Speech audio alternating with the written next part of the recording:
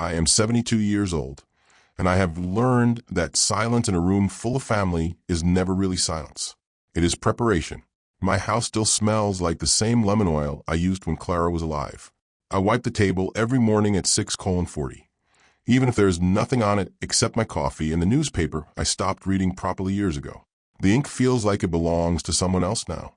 The mortgage was finished 12 years ago. I remember the day I burned the last statement in the backyard grill.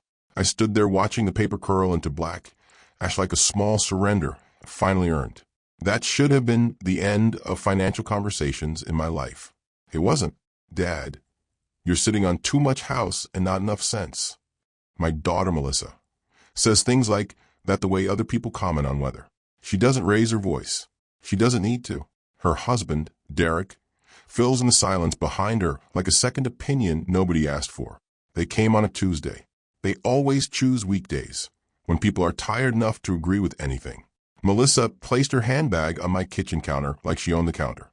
Derek stayed standing, scanning the room the way contractors look at properties that might be flipped. You're paying too much in maintenance, he said. Roof alone is what, 20, 30,000? Last inspection said 10, I replied. He smiled like I had misunderstood mathematics. That was 5 years ago, Frank. They don't call me Dad when money is involved. I've become Frank again, like a file reopened. Melissa poured herself tea without asking. She never liked my cups, said they were old people ceramic, as if I had arrived at 72 by accident. You know, she said, stirring sugar she didn't need. There's a way to make this place work for you instead of against you. I already knew what was coming. People don't bring tea when they plan comfort. They bring tea when they want you to sit still. A reverse mortgage, Derek said too quickly, like he had rehearsed the timing. The words sat on the table between us. I watched them there, invisible but heavy. I don't owe anyone money, I said. It's not debt, Melissa corrected gently. That gentle tone was always her sharpest tool.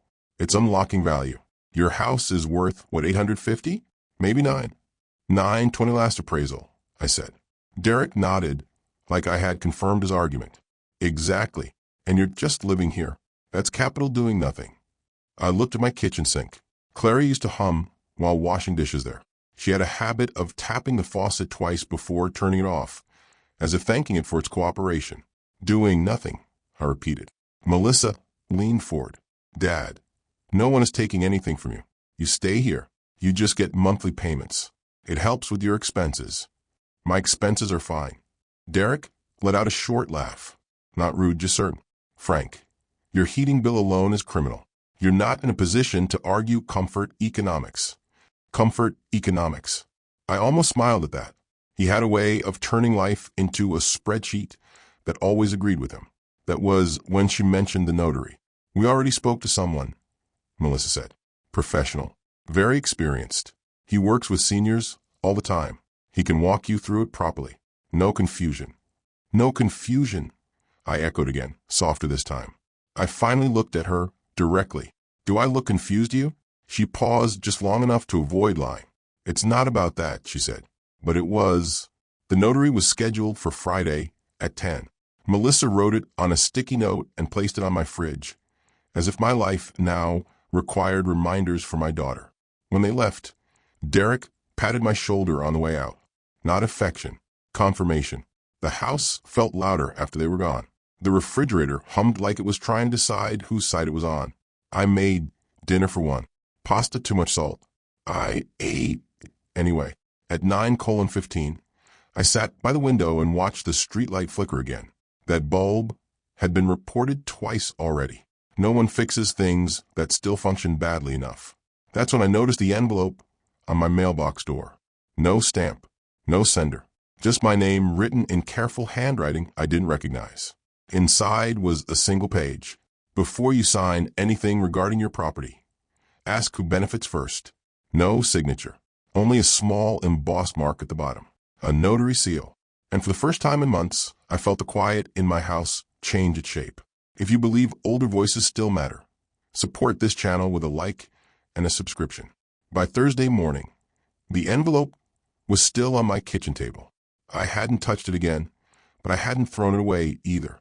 At my age, you develop a certain respect for things that arrive without explanation. They tend to be more honest than the ones that come with brochures. I woke up at 6:00, as usual. Coffee at 6:20. 2 slices of toast, one slightly burned because the toaster has a temperament that reminds me of Derek, unpredictable and convinced it's always right. At 7:05, I opened my banking app. That wasn't part of the routine. Clara used to handle the bills. After she passed, I kept everything simple: automatic payments, one checking account, one savings. Predictable, quiet, but something about that embossed seal had stayed with me overnight. The screen took a second longer than usual to load. My internet has moods too. Balance: $84,312.17. That was correct. Transactions: nothing unusual at first. Utilities: grocery store, pharmacy. Then a line I didn't recognize. Consultation fee, Silverline Advisory Group, $1,850. Date: April 3rd. Time: 14:12. I stared at it longer than necessary, as if it might explain itself under pressure. I hadn't agreed to any consultation. I don't pay nearly $2,000 for conversations. I clicked into the details. No receipt attached. Just a reference number and a phone contact. Silverline Advisory Group. The name sounded like something designed to make elderly people feel safe, while something expensive happened quietly in the background. At 7:18, I called the number. A woman answered on the third ring. Silverline Advisory. This is Karen speaking. Her voice had that polished calm you hear in people who deal with complaints for a living. Yes, I said. This is Frank Holloway. I have a charge on my account from your company. $1,850. I'd like to know why. A pause. Keyboard sounds. Yes, Mr. Holloway, she said. That was for your reverse mortgage consultation package. Scheduled and authorized last week. I didn't authorize anything. Another pause. Longer this time. Well, she said carefully. We received authorization from a Melissa Carter, listed as family contact. I didn't say anything for a moment. The refrigerator hummed louder. Or maybe I was just hearing it properly now. She's my daughter, I said finally, not my accountant. I understand, sir, Karen replied, already retreating into policy. But the authorization included your property details and Social Security verification. Everything was processed correctly. Refund it, I said. I'm afraid consultation fees are non-refundable once services are initiated. What services? The preparation of your financial assessment and document package. Those were sent yesterday to your assigned notary. There it was again, the notary. Who is the notary? I asked. Mr. Daniel Reeves, licensed, bonded, 23 years of experience. Very reputable. Reputable. Another word that never needed to be said out loud unless someone wanted you to believe it. I didn't request him. Your daughter did, sir. She indicated urgency. Of course she did. Everything is urgent when it's not your name on the paperwork. I ended the call without saying goodbye. There's a point in conversations where politeness becomes participation. At 8:02, Melissa called. Perfect timing.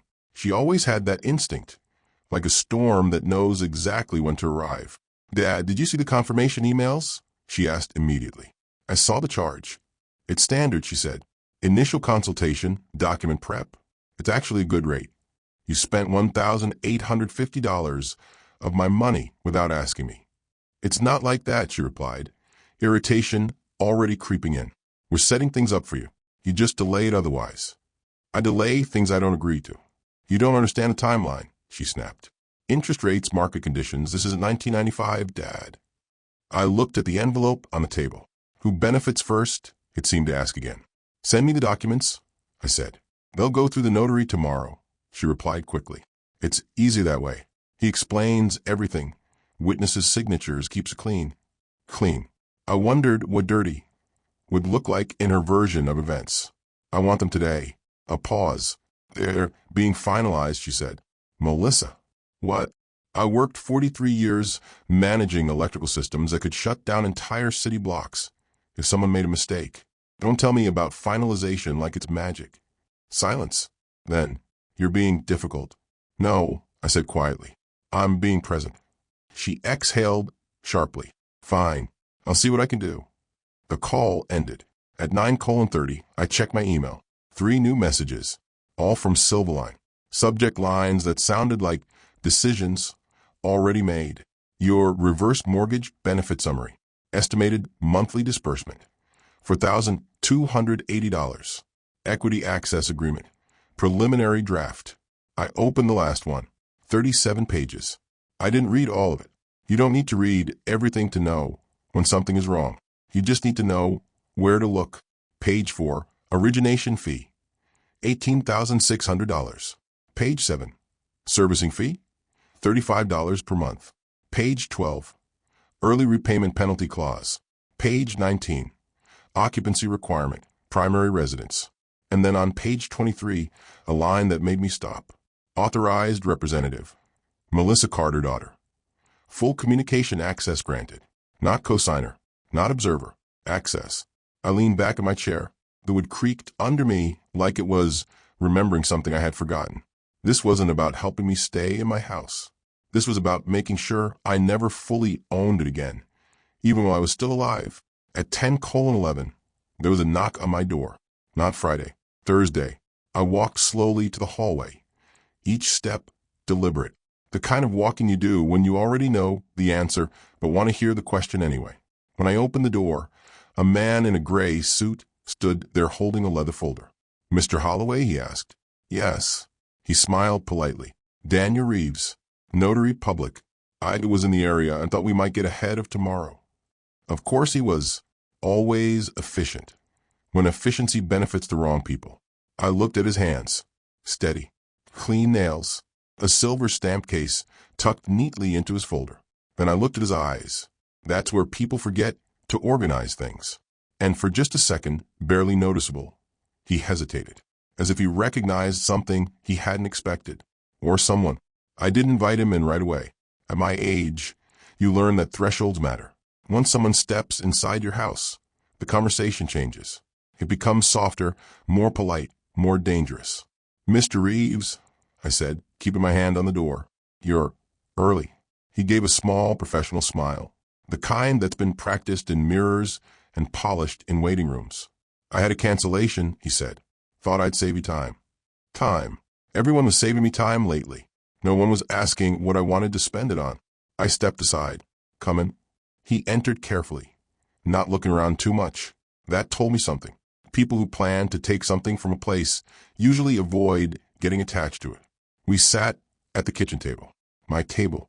The same one Clara had insisted we buy in 1998 because oak lasts longer than arguments. She was right about both. Reeves placed his leather folder down with quiet precision and opened it. Papers. Tabs. A small silver stamp case, exactly as I'd seen at the door. "I prepared the preliminary documents," he said. "Nothing binding yet. Just a walkthrough." "Good," I replied, "because I don't sign things I don't understand." His eyes flicked up at that. Not surprised, just attentive. "Of course," he said.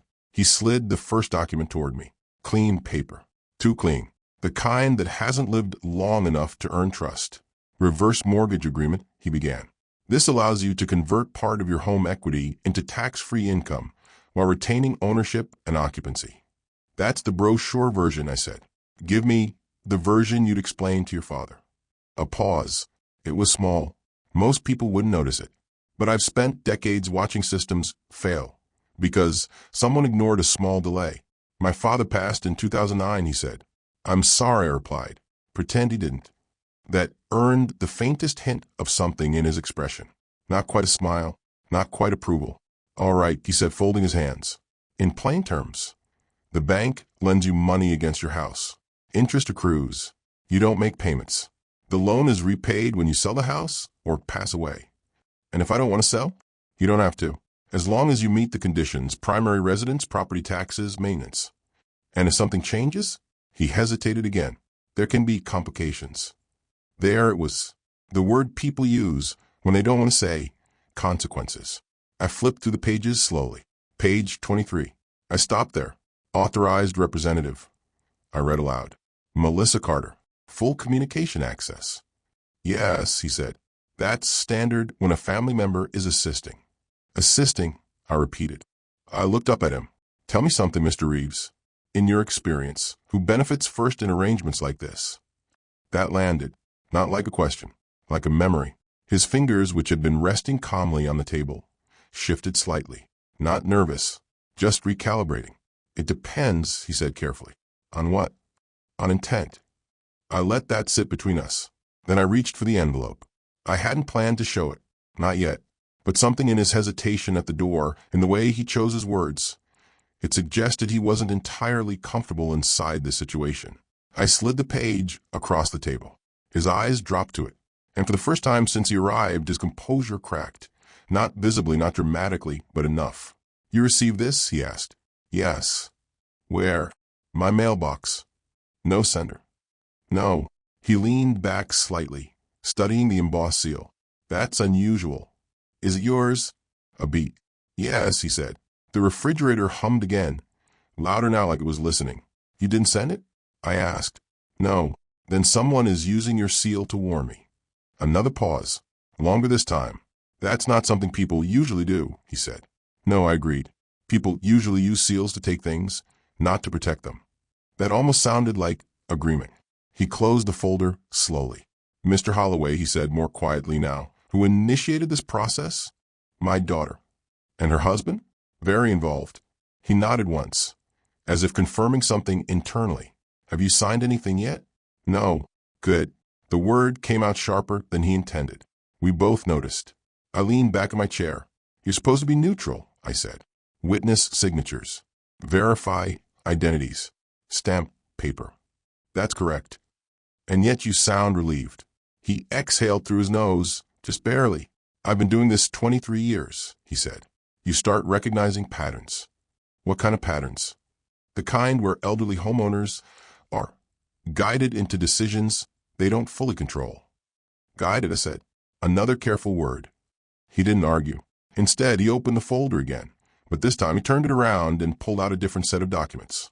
Thinner, less polished. What is that? I asked. Something not prepared by Silverline, he said. That got my attention. A standard revocation and limitation notice, he continued. If you sign this before anything else, it legally restricts third-party access to your financial and property decisions unless explicitly reauthorized. I stared at the paper. Meaning your daughter doesn't get to speak for you. Not without your consent. Not retroactively. I looked at him carefully. And why would you bring that to me? He met my eyes this time. Directly. Because someone used my seal to warn you, he said. Which means someone already thought this wasn't right. Silence settled over the kitchen again. Different this time. He slid the document closer. If you want, he added, we can still proceed tomorrow exactly as planned. And if I don't? He closed the silver stamp case with a soft click. Then tomorrow becomes something else entirely. I looked down at the paper, at the clean lines, the empty signature field, at the place where decisions become permanent. And for the first time since Melissa said the words reverse mortgage, I felt something settle into place. Not fear, not confusion, something colder. Clarity. Friday arrived too clean. That's the only way I can describe it. The light came through the kitchen window in straight, confident lines, like the day had already decided how things would go. I made coffee at 6:20, same as always, but I didn't drink it right away. I let it sit. Some things need time to cool before they become clear. At 8:45, Melissa called. We'll be there by 10, she said. No greeting. No question. I asked. Derek and I, and Daniel, obviously. We want to make sure everything goes smoothly. Smoothly. Of course, I said. There was a pause on her end, as if she expected resistance. When it didn't come, she relaxed just enough for me to hear it. Good, she said. Dad, this is the right decision. You'll see that today. I'm sure I will. I ended the call and finally took the sip of coffee. It had gone lukewarm, bitter. At 9:58, the doorbell rang. Right on time. I opened the door to all three of them standing there like a small committee of certainty. Melissa stepped in first, brisk, efficient. She was wearing that beige coat she only used for serious matters. Derek followed, carrying his confidence like a second jacket. Reeves came last, quieter, his leather folder under his arm. Morning, Dad, Melissa said, kissing the air somewhere near my cheek. Frank, Derek nodded. Mr. Holloway, Reeves said. Titles, roles, positions. We moved to the kitchen table, my table. Melissa didn't sit immediately. She walked around the room first, straightening things that didn't need straightening. The salt shaker, the edge of a placemat, control in small rehearsals. Derek pulled out a chair and sat like he already owned the outcome. Reeves placed the folder down. "Shall we begin?" he asked. "Yes," Melissa said quickly. "No," I said at the same time. That created a small silence. Not dramatic. Just enough to remind everyone that I was still present. "I'd like to hear everything," I continued. "From the beginning." Out loud. Derek exhaled. "We've already gone over this." "Not with me," I interrupted. Melissa forced a smile. "Dad, Daniel is here to explain." "Then let him." I looked at Reeves. He held my gaze for a second longer than necessary, then nodded. "All right," he said. He opened the folder. But I noticed something immediately. 2 sets of documents. One thick, one thin. He placed the thick one on the table first. "This is the reverse mortgage agreement prepared by Silverline Advisory," he began, professional again, but quieter than yesterday. "It outlines the loan terms, disbursement schedule, fees, and obligations." Melissa leaned forward. "Which are very favorable," she added quickly. "We made sure of that." "Of course," I said. Reeves continued. "Based on your property valuation of approximately $920,000, you qualify for a principal limit that would provide monthly payments of around $4,280. Derek nodded approvingly. "That's what we discussed." "What you discussed," I corrected. Melissa's jaw tightened. Reeves didn't stop. "However," he said, and that word shifted the air in the room, "there are associated costs. Origination fees, servicing fees, interest accrual, and conditions tied to occupancy and maintenance." "All standard," Derek said. "Yes," Reeves replied. "Standard does not mean insignificant." That landed harder than it sounded. Melissa crossed her arms. "Daniel, let's not overcomplicate this." "I'm not," he said calmly. "I'm clarifying." I watched her face, the patience thinning, the control slipping in small, precise cracks. "Page 23, I said. Reeves flipped to it without hesitation. "Authorized representative," he read. Melissa leaned in. "That just means I can help manage communication." "It means access," I said. Silence. Derek shifted in his chair. "It's for efficiency," he said. "You don't want to deal with banks calling you every day." "I've dealt with worse things than phone calls." Reeves closed the document slowly. Then he did something neither of them expected. He set it aside and pulled the thinner stack forward. "What's that?" Melissa asked sharply. "A separate document," Reeves said. "We didn't request anything separate," Derek added. "No," Reeves replied. "Mr. Holloway did."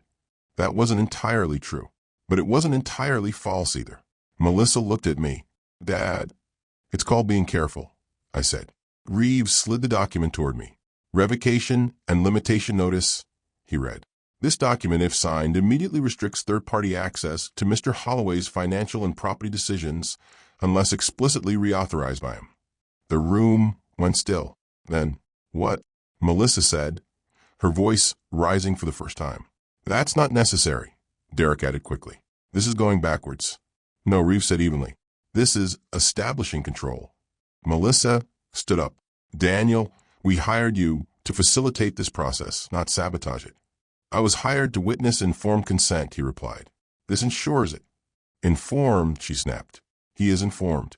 We've explained everything." I looked at her. "No," I said quietly. "You explained what you needed me to agree to." Her face changed then. Not dramatically. Just enough. That thin layer of concern peeling back to show something harder underneath. "This is ridiculous," she said. "After everything we're trying to do for you." "For me?" I repeated. Derek stood up now too. "Frank, let's be rational. This house is an asset. You're not using it properly. We're optimizing your position. By charging me $1,850 for a consultation I never approved." That hit. Melissa blinked. "What are you talking about?" "Silverline Advisory," I said. "April 3rd, 1412. She looked at Derek, just for a second, but it was enough. "They said you authorized it," I continued. "That's just part of the process," Derek said quickly. "Preliminary steps. With my money." Silence again. Different this time. Heavier. Reeves didn't move. Didn't speak. He just watched. That's what notaries do best when they choose to. Observe the moment where truth stops hiding. I picked up the pen, not the one they brought, my own, blue ink, slightly scratched near the clip. I signed the revocation and limitation notice. Slowly, deliberately, the sound of the pen on paper was louder than it should have been. When I finished, I slid it back toward Reeves. He stamped it. One clean, decisive motion. The sound of that stamp echoed in the kitchen like a door locking. Melissa stared at the paper. "You don't understand what you've just done," she said quietly. I looked at her. "No," I replied. "I finally do." And for the first time since they walked into my house, neither of them knew what to say next. There is a particular kind of silence that follows a mistake, not the loud kind, with shouting and accusations. No, the quiet one, the kind where people begin calculating. Melissa sat down slowly, as if the chair had suddenly become unstable beneath her. Derek didn't sit. He started pacing instead, 2 steps to the sink, turn, 2 steps back. A man looking for a version of reality where he was still in control. "You've complicated this unnecessarily," he said finally. "Have I?" I asked. Reeves closed his folder but didn't leave. That was important. He stayed exactly where he was, like a witness who understood that the real event had only just begun. Melissa leaned forward, her voice softer now. That tone again, the one she used when she thought softness could still win. "Dad," she said, "this doesn't change the benefits. You can still proceed. This just delays things." "No," Reeves said quietly. "It changes authority." She turned to him sharply. "Excuse me." "The limitation notice," he continued, calm and precise, "revokes any previously granted third-party communication rights that were not explicitly and directly authorized by Mr. Holloway in a documented, notarized form." Derek stopped pacing. "Meaning what exactly?" he asked. Reeves looked at him. "Meaning Silverline cannot legally discuss this file with you anymore." That landed, not like a slap, like a bill arriving. Melissa blinked. "That's temporary," she said quickly. "We can reauthorize." "If he chooses to," Reeves added. Silence again. I stood up and walked to the counter. My coffee cup was still there from the morning, a thin film forming on the surface. Neglect leaves traces quickly. "Would anyone like coffee?" I asked. No one answered. "Thought so," I said. I turned back. "Let's talk about the consultation fee." Melissa inhaled sharply. "Dad, that's not the point." "It is now." I pulled my phone from my pocket and placed it on the table. Screen already unlocked. "I spoke to Silverline yesterday," I said. "They confirmed the authorization came from you." Her eyes flickered again to Derek. There it was. Not partnership. Confirmation. Derek stepped forward. "Frank, you're blowing this out of proportion. These are standard preliminary costs, charged to my account without my consent. We were acting in your best interest." That's a sentence people use when they don't have permission. Reeves said nothing, but he didn't look away either. Melissa's voice sharpened. "You're making this adversarial for no reason." "No," I said. "You made it transactional without telling me." That was the first honest sentence in the room. It hung there, heavy, undeniable. Derek exhaled through his nose. "All right," he said. "Let's be direct. This house is inefficient. It's tying up nearly $1 million in debt equity. We're offering you a way to access that value while you're still alive. And in the process," I replied, "you gain what?" "Nothing," he said too quickly. I looked at Reeves. He shifted slightly.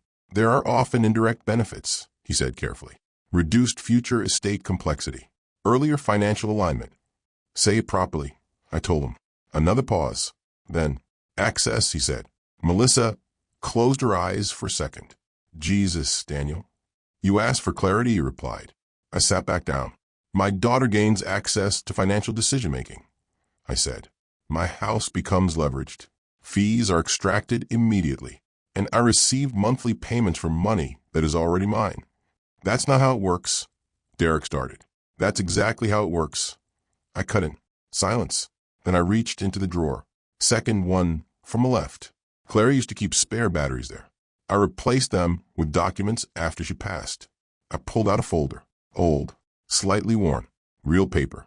Not the kind printed yesterday to look official. I placed it on the table. "What's that?" Melissa asked. "Something I signed," I said. "When?" Derek asked. "Tuesday." Reeves looked at me. Interested now. I opened the folder and turned it toward them. Irrevocable transfer of property into trust. Holloway Residential Trust. Date: April 8th.11:32 a.m. Trustee: Frank Holloway. Successor trustee: Margaret Ellis, CPA. Melissa leaned forward, reading faster now.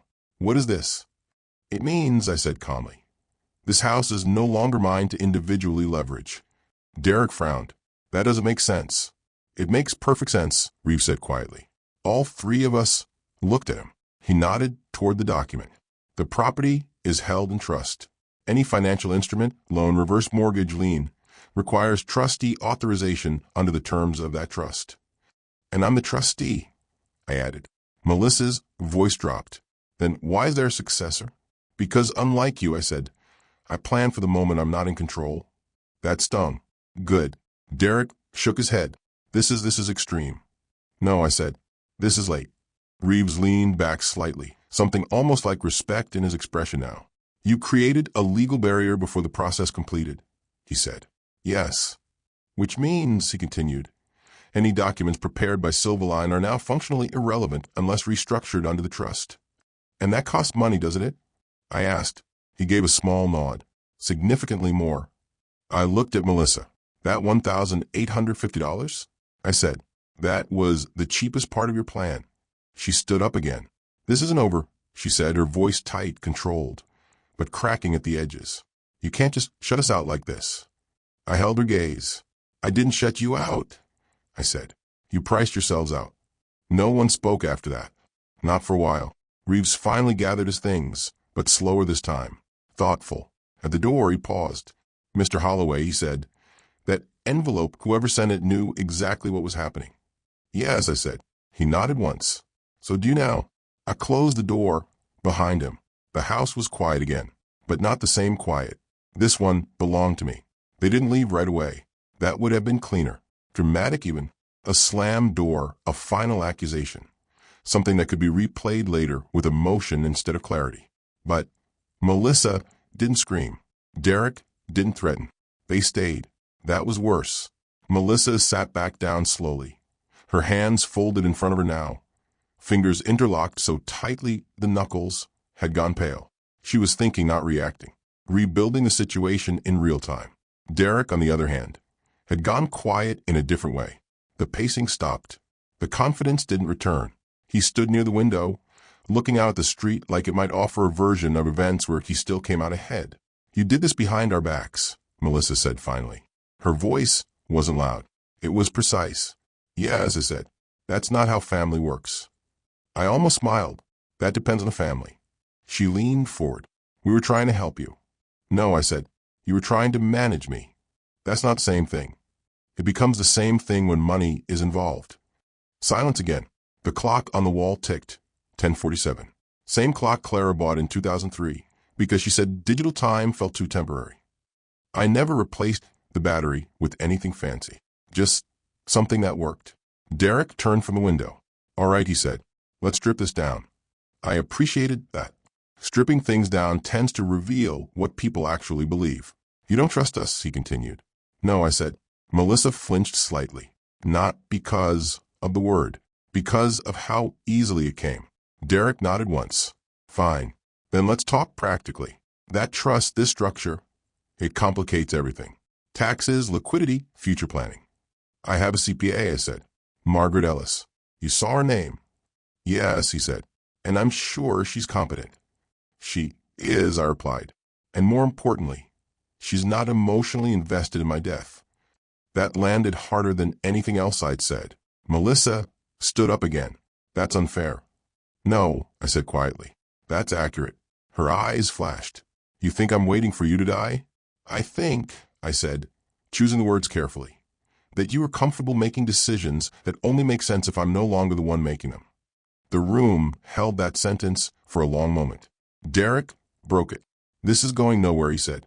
Frank, you've made your move. Fine. But understand this. You've also locked yourself into something rigid. That trust, it limits flexibility. You'll need approvals, documentation. I've lived 72 years without flexibility, I said. I think I'll survive structure. He exhaled sharply. Melissa picked up her handbag. I can't do this right now, she said. That was new, not anger. Retreat. She walked toward the door, then stopped. For the record, she added without turning around. We only did this because you refused to adapt. I looked at her back. No, I said. You did this because I used to say yes. That was the last honest thing between us that day. They left without slamming the door. Even that felt calculated. The house settled again. Not immediately. It took a few minutes, like it needed to readjust to being itself. I walked back to the kitchen table.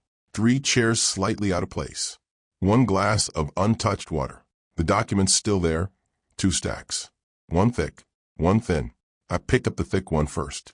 Silverline Advisory. Clean paper. Expensive ink. Carefully arranged obligations disguised as opportunity. I didn't tear it. That would have been emotional. Instead, I placed it back into the folder and set it aside. Then I picked up the thin one. The revocation.